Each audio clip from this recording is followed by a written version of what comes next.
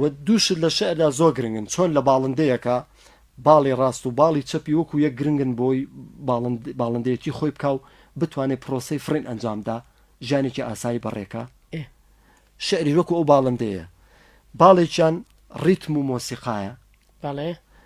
باڵێکیان وشەی جوانە واتای ناوەڕۆکی شعرەکە واتای قوڵ و شاراوە هەن نفسی تعبیری جەنابتە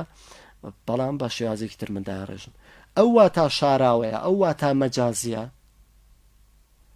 ئەبێ بە هونەرەکانی ڕەوانبێژی ئەرکی شاعیرە بەشێکە لە هونەری نووسینی شعر ئەمە باڵێکێتی باڵەکەی تریشی ئەبێ نقصان نەبێ ئیفلیج نەبێ بۆی بتوانێت پرۆسەی فرین و ژیانی ئاسایی خۆی بکات شعریش ئاوهایە وەکو باڵندە شبهێنین ئەی چوێنین ڕیتم هەر تەنها مۆسیقای دەرەوە نییە کە لە وەزن و قافیا خۆی بینێتەوە وەکو ئێمە وەکو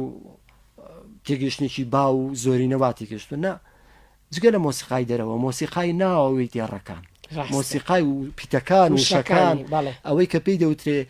هاودەنگی و دەنگەزا کە لە لێکچوونی پیت و شەو دەستەواژەکانی ناو دێڕەکان ئەها بە شەویکی ئاسۆیی کە سەیری دێڕەکان بکەین سەیری وشەکان بکەین ئەم ڕیتمە ئەم مۆسیقای ناوەیە ئەگەر شاعیرێک نەتوانێ کێش و سەروا دابین کاوە تا مۆسیقای دەرەوە بۆ دەقەکەی دابینکە ئەبێ لە بەرامبەر ئەوەدا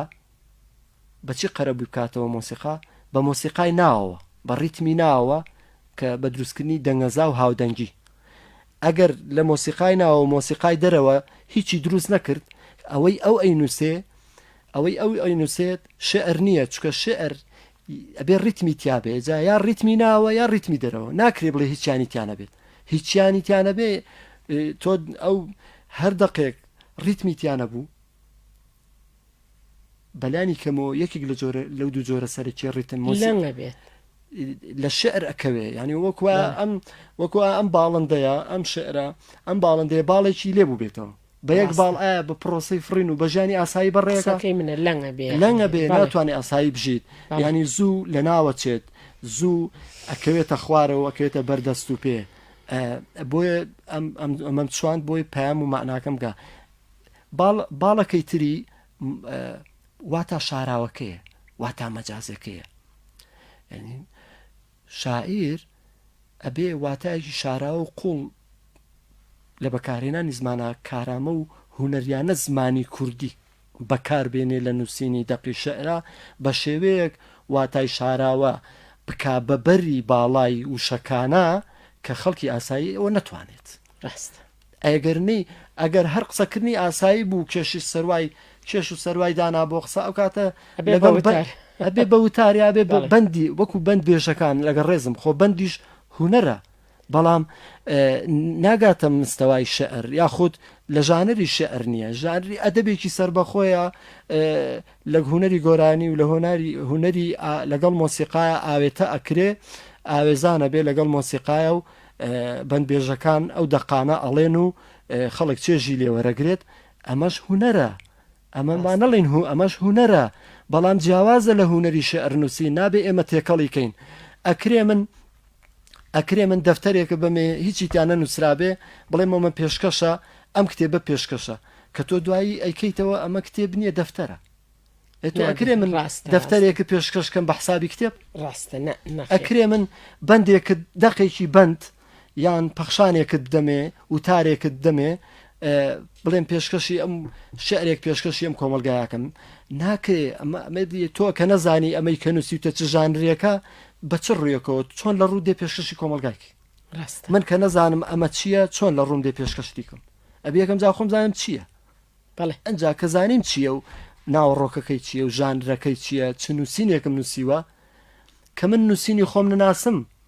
بە تەمام خەڵک نووسینەکەی خۆم پێ بناسێنێ نەخێر نابێت ئەگەر خۆمم نناسی بێ نەزانم چی ئەڵێم و چیم نووسیوە بە تەمای خەڵک پێم بڵێ من خەڵکە زانم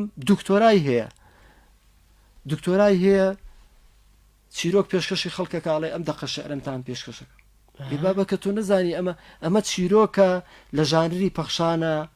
ئەمە شعر نییە بۆ خاتری خوا ئەمە دکتۆرایەکی لەکوێ وەرەگرتووە ئێزر لە زانکۆکانی وڵاتە پێشکەوتەکان کە مستەوای زانکۆیان لە ئاسێکی بەرزایە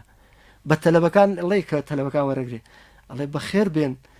ئەبێ ئێوە مستەوای مەعریفی و ڕۆشنبیری خۆتان بەرزکەنەوە تا دەگاتە مستەوای بەرزی زانکۆکەمان ناکرێ ئێمە مستەوای زانکۆمان داگرین دابەزێنین لە بەرخاتری مستەوای ئێوە شعریش بە خەڵکەڵێ بە کۆمەلگا ئەڵێ بێ مستەوای تێگەشتنتان بەرزکەنەوە بگاتە ئاستی ماناقوڵ و شاراوەکانی شعر ڕاستە شعر لە بەرخاتی خەڵک نابێ مستەوای دابەزێ بچێتە ئاستی ژانرێکی نزمتر لە شعر ڕاستە خۆ شاعری ئەزانی لە معاناتی ئەم قسانەتی ئەگەی بۆیە زیاتر ڕۆچمە ناو بابەتە شعر لە لای من چرترین دەربڕینی ڕیتمدار و مۆسیقاداری باڵایە لە واتادا ئەمە لە کۆی خوێنەوەی ئەو کتێبانە لەباری شعر ناسیەوە گەشتومەتە و پێناسەیە بەدەیان و سەدان پێناسەی تری هەیە بەڵام لای تۆ پێناسەیەک بۆ شعر هەیە لای من پێناسەیەک هەیە وەکو نوکتەکەنێ بە شاعرێکم پرسی ئەرێ پێناسەیەکی شعرم بۆ بکە بوت وەڵا پێناسەی ئەوە نە زۆرە من هیچیان نازانم بایمە جوانمان لێنێ کۆمەڵە کۆمنتمان بۆ هاتووە زۆر سپاس ئەڵماسخان دەستە خۆش بێ مامۆستا ڕەوەند کاک هەژار کاک شاخەوانی بەڕێز کاک جەباری بەڕێز زۆر سپاس بابانی کوردی دەستە خۆش بێ زۆر سپاس چیت هەیە بۆ بەڕێزانە ئەڵا ڕێز و خۆشەویستیم هەیە بۆیان هەموو نووسین و کۆی شعر و ئەدەب و هونەر لە بانگێشکردنی خەڵکە بۆ جوانی بانگێشکردنی خەڵکە بۆ ئەوەی ژیانێکی جوانتر تەندروستتر ئارامتر چاکەکارانەتر ئاشتیانەتر بەیەکەوە بژین یەکتریمان قبول بێت ئەگەر نووسین کتێب نەتوانێ وا لە مرۆڤ کە دەرونی خۆی پاکاتەوە لە هەستا خراپەکاریەکان ڕەفتار و گفتاری خۆی پاک نەکاتەوە ڕێکی نەکاتەوە ئیدامەی نەکا پەرەی پێنەیە چاکی نەکا چاکەکار نابێ و ئارامی بۆ خۆی و کۆمەلگاکەی فەراهەم ناکە ئەو کاتەوە بزانێ خەلەل لە ناخ و دەرونی خۆیاتی ئەبێ ئەو کەم و کوڕیانەی چاکە ئەنجا بێتە ناو کۆمەلگا ئەجینا ناتوانێ ڕۆڵی دەستەبژێری و کارکتەری کاریگەری مەعریفی و ڕۆشنبیری ببینێ لە کۆمەلگاکەیدا دەستە خۆش بێ مامۆستامە لە بەرەو کۆتاییە چین بە شعرێکی جەنابە کۆتایی پێین چیت هەیە پێش ئەوەی شعرەکە بخێنیت چیت هەیە بۆ بەرنامەکەمان و چی ئەفەرموویت وڵا دەستخۆشی بەرنمەکەتانەکەم بەرنامەی ئەزمون لە ژیاندا زۆر گرنگە و ئەزمونیش بەچی گەڵاڵە ئەبێ بەچی بەدەستێت بە پەرە پێدان بە گرنگی پێدان هەر مرۆڤێک گرنگی بە بوارەکەی ناکرێت تۆ لە یەک بوارە خۆت بخنچێنی هەموو تەمەنت بدەی بە شتێک ینی وجودی ئینسان بەشە بەشێکی لە شوێنی کارەکەتە ڕاستە بەشێکی لە ئیکتیفای زاتی و لە بەهرە و توانازاتیەکانی خۆتە بەشێکی لە پەیوەندی هاوڕێتی و پەیوەندی خێزانی و پەیوەندی کۆمەڵایەتی و بەشێکی لە پەیوەندی لەگەڵ ڕەگەزی بەرامبەرە بەشێکی لەگەڵ ژینگەیە تۆ هەر مرۆڤێک ئەرک و واجباتی بەرامبەر بە ژینگەکەی ئەو ئەرک و واجباتە پەیوەندیەک دروستەکە ئیلتیزامێک دروستەکە و لەگەڵ ناخی خۆمانە لەگەڵ دەرونی خۆمانە لەگەڵ ڕۆحی خۆمانە لەگەڵ دڵ و عەقلی خۆمانە ئێمە ئیلتیزام و پابەندین بەوەی کە بەردەوام ئیدامەیکەین پەرەی پێ بدەین لە کۆی ئەو بەشانەی وجود کە ئیدامەیەکەین و پەرەی پێدەین ئەمە پێی دەوتێ خودناسی ئەم خودناسیە ئێمە ئەخاتە سەر ڕێگە ڕاست و ڕێگا حقەتەکەی ژیان بتوانین ژیان باشترکەین ژیانبینی مرۆڤەکان و ژیانبینی خۆمان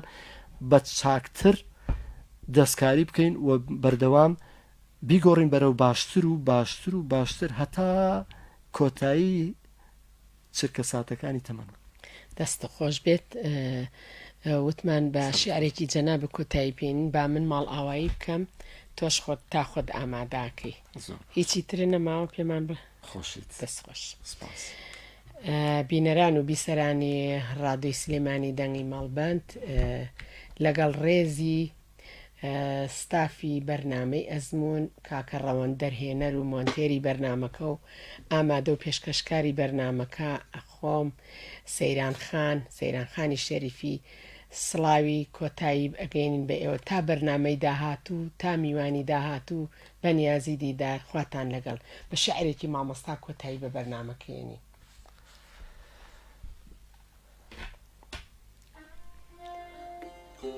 فرمێسک چ فرمێسکێ خەمی دووریت لە بیری من دەباتەوە، چ فرمێسکێ خەمی زویریت لە یەخەی من دەکاتەوە، چ ئەشکێ دڵی شکاوت لەگەڵ من ئاش دەکاتەوە،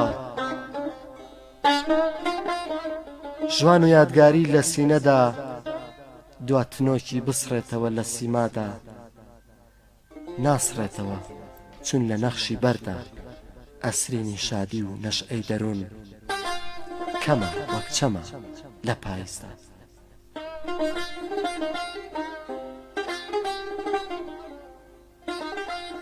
بارین لە چاوی کۆرپەی برسی شینی شیرە تا پێی گۆش بێ، لە سینەی دایکی پێی نۆش بێ، بە ناکامی پێی سەرخۆش بێ. هیچ ئەشکێ لە چاوی ئاشکان، هیچ ئەشکێ لە چاوی ئاشقان، بێهودە ناتکێ وەک هەڵمە بۆ ئاسمان، مەرهەمە بۆ ساڕێژی مەراقان، وەک بارانە بۆ هەتوانی ڕێسمان، شینی ژینە لە لای گشتمان، شینی ژینە لە لای گشتمان. سپاس.